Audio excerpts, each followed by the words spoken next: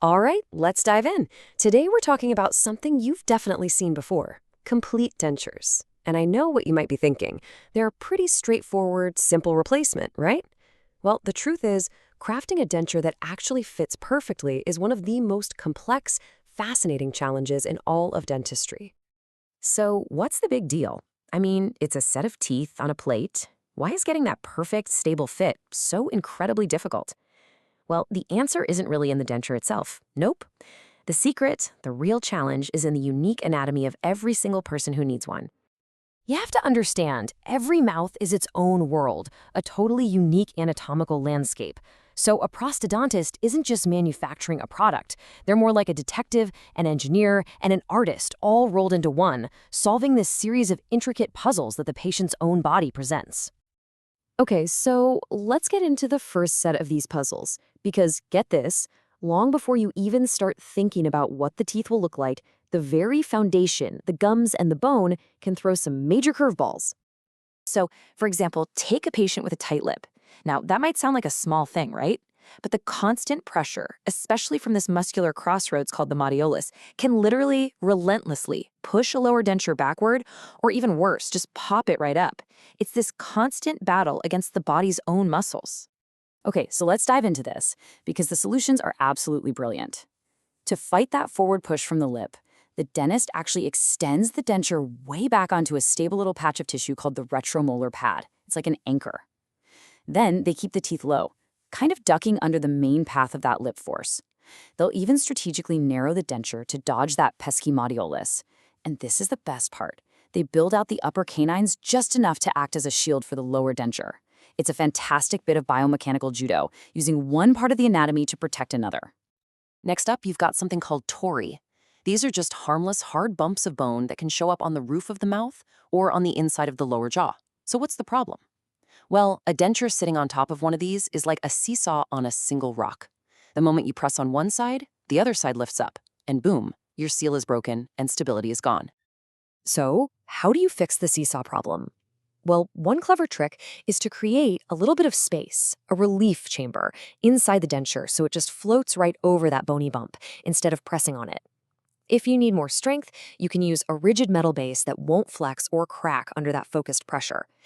And, in some situations, the simplest solution is just to surgically remove the bony growth entirely. Now, let's look up at the roof of the mouth, the palate itself. On the left, you see the ideal scenario, a broad U-shaped arch. This is amazing. It gives you tons of surface area for suction, kind of like a wide, stable footprint. But on the right, you've got a high V-shaped palate. This is a real challenge. It just kills the surface area for adhesion, makes getting a good seal at the back almost impossible, and can even cause the denture base to warp over time.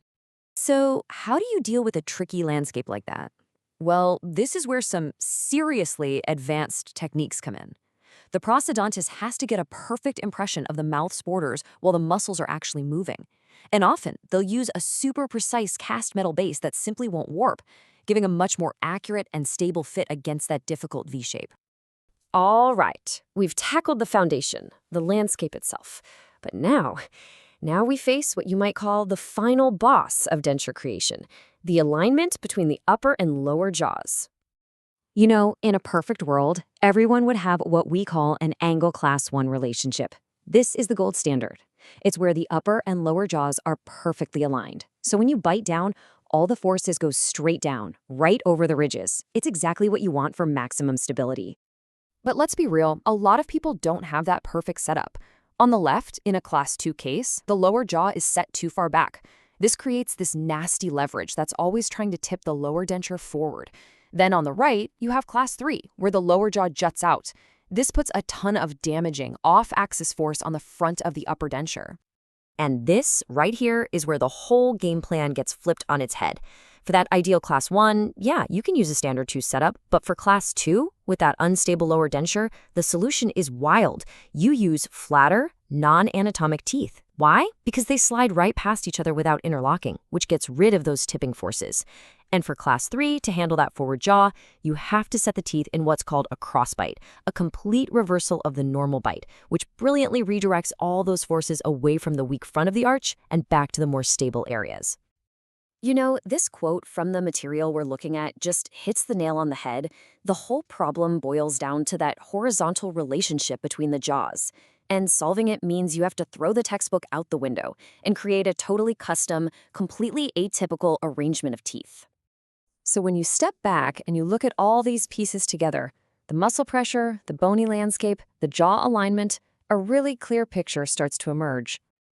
And that brings us to the most important takeaway of all.